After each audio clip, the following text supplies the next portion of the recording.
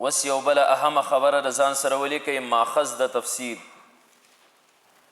د تفسیر ماخذ سره تفسیر ته په کومو کومو څیزونو سره د قرآن کریم کولی شي نو د تفسیر پنځه ماخذ لري. په پنځو طریقو سره د قرآن کریم تفسیر کولی شي. هغې کې نمبر 1 تفسیر القرآن بالقرآن، د قرآن تفسیر په قرآن سره کول دا د ټولو نه اعلی تفسیر دی. یو ځای کې قرآن اجمال بیان کړی، بیا د هغې نه وروسته د هغې تفصیل په خپله باندې قرآن بیان کی، نو د یوې ټوکړې د قرآن کریم تفسیر دا د قرآن کریم بله ټوکړه وکړي، او دا بیا په دوه قسمه باندې دی، متصلا او منفصلا. تفسیر د قرآن په قرآن سره متصلا یو ځای کې اجمال بیان شي او بیا متصل د هغې تفسیر بیان شي، لکه قرآن کریم کې الله تعالی دویمه سپاره کې ذکر کوي چې کلوا واشربوا حتی یتبین لکم الخیط الابیض من الخیط الاسود. پیشمنی خوراک تر کومې وخته پورې کولی شي کلوا واشربوا، خورئ او څښئ حتی یتبین لکم الخیط الابیض من الخیط الاسود، تر دې پورې چې تاسو ته سپین تار ښکاره شي د تور تار نه. اوس دې باندې څوک نه پوهېدل چې یاره تور تار څه ته وایي او سپین تار څه ته وایي، ځکه دا آیت چې نازل شو نو یو صحابي او 2 تاره راغستي وو، بالغ د لاندې نه یې ښودې او بیا به یې کتل. سهار رسول الله مبارک ته راغی، نبي علیه الصلاة والسلام ورته وفرمیل چې ستا را بالغ خو ډېر زیات پلن نه دی چې شپه ورځې دواړه په خپل منځ کې راګیر کړي. نو دا مخکې تفسیر بیا متصلا خدای پاک په خپله باندې بیان کړه چې من الفجر، من الفجر، دا من الفجر د دغه دپاره متصل تفسیر شه، نه دا تفسیر د قرآن په قرآن سره دی. او دویم نمبر دا تفسیر القرآن بالقرآن دویم چې دی نو دا منفصلا یو ځای کې قرآن اجمال بیان کړي او بیا د هغې نه وروسته چېرته کې بیا د هغې تفسیر بیان شي.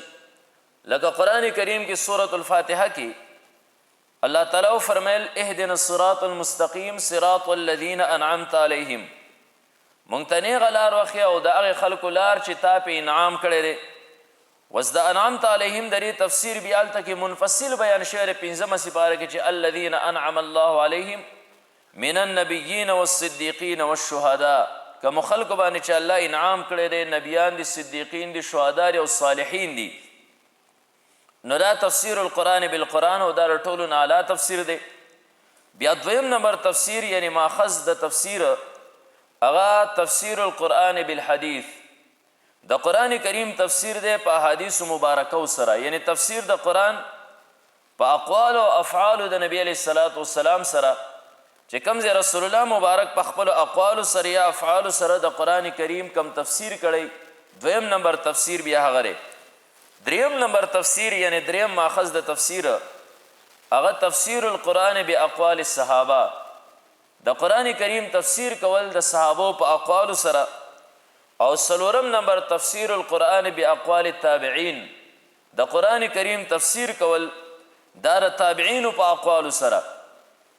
بیا 5م نمبر ماخذ د قرآن د تفسیر چې دی دا تفسیر د قرآن کریم دی په قواعد نحویه او صرفیه سره، په صرفي او نحوی قیدو سره ته د قرآن کریم تفسیر وکړي، خدا به د شرع مطابقي د قرآن د حدیث د فقه وغیره د دې به موافقي، د دې به مخالف نه، یعنی تفسیر بالرای به نه، انسان به د خپل رای نه تفسیر نه پیش کوي. ذکر تفسیر بالرای په باره کې نبی علیه الصلاة والسلام حدیث شریف دی من فسر القرآن برأیه، کم یو انسان د قرآن کریم تفسیر په خپل رای سره وکړه فلیتبوأ مقعده فی النار، ډېرې خپله ټکانه ځاله په جهنم کې او په اور کې وګرځئ. نو د نحوی او د صرف د قواعدو مطابق د قرآن کریم تفسیر، خو دغه تفسیر دا به د شرع موافقي، د قرآن خلاف نه، د حدیثو خلاف نه، د فقه خلاف نه، د دې بالکل موافقي یعنی تفسیر بالرای به نه. نو دا 5 ماخذ د تفسیر شو. په دغه طریقې سره د قرآن تفسیر چې دی نو دا قرآن کریم تفسیر به کیږي. اوس یو اهمه خبره دویمه بله چې تفسیر دی او یو د دې تفسیر په شانتې یو لفظ بل استعمال دی چې هغې ته تاویل وایي. قرآن کریم کې الله فرمایي وما یعلم تأویله الا الله. د متشابهاتو په تاویل باندې په معنا باندې تفسیر باندې الله پوهیږي، بل څوک پې نه پوهیږي. وس دا تفسیر او تاویل دا دواړه یو شی دی او که دا جدا جدا څیزونه دي؟ نو دومره خبره ذهن کې یاره ساتئ چې تاویل دا د اوله یؤولو، تاویل د باب تفعیل نه مصدر دی، په معنا د رجوع او ګرځېدلو سر راځي.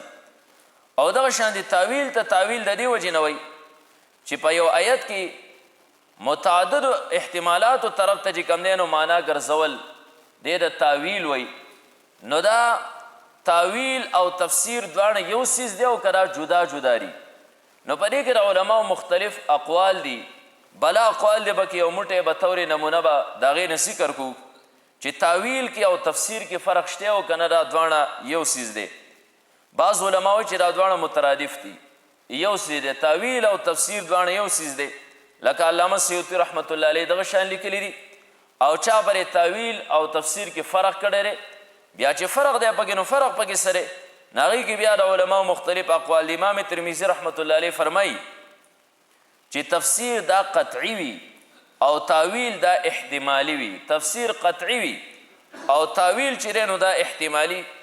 دغه شان د امام راغب اصفهاني رحمت الله علیه هغه فرمایي فرق پکې هغه داسې بیانوي چې تفسیر عام دی، تفسیر دا عام دی، که تا د کتب سماویه دپاره او که د غیر سماویه دپاره، یعنی اسماني کتابونو تشریح او که د غیر اسماني کتابونو تشریح، نو دې دواړو ته تفسیر ویلی شي. او بیا تاویل چې کوم دی نو دا خاص دی، دا صرف کتب سماویه دپاره استعمالیږي، یعنی د اسماني کتابونو وضاحت دپاره دا تاویل چې دی نو دا استعمالیږي. نو تفسیر عام او تاویل چې دی نو دا خاص دی. بعضې علماو لیکلی دي چې تفسیر دا د مفرد الفاظو د تشریح دپاره استعمالیږي او تاویل چې دی دا د پوره آیات یا د جملې د وضاحت دپاره استعمالیږي. نو د مفرد الفاظو د هغې د تشریح دپاره چې استعمالیږي نو دا تفسیر دی، او که د پوره جملې یا د پوره آیات د وضاحت دپاره استعمال شي نو دې ته بیا تاویل وایي. او چا پکې دا فرق کړی دی چې تفسیر د کلام وضاحت او بیان ته وایي، د یو کلام وضاحت او بیان ته کوي نو دې ته تفسیر وایي. او بیا د دې نه چې کم مراد راوځي، کم مطلب حاصل شي د دې نه، نو هغه حاصل شده مطلب ته چې نو بیا تاویل وایي.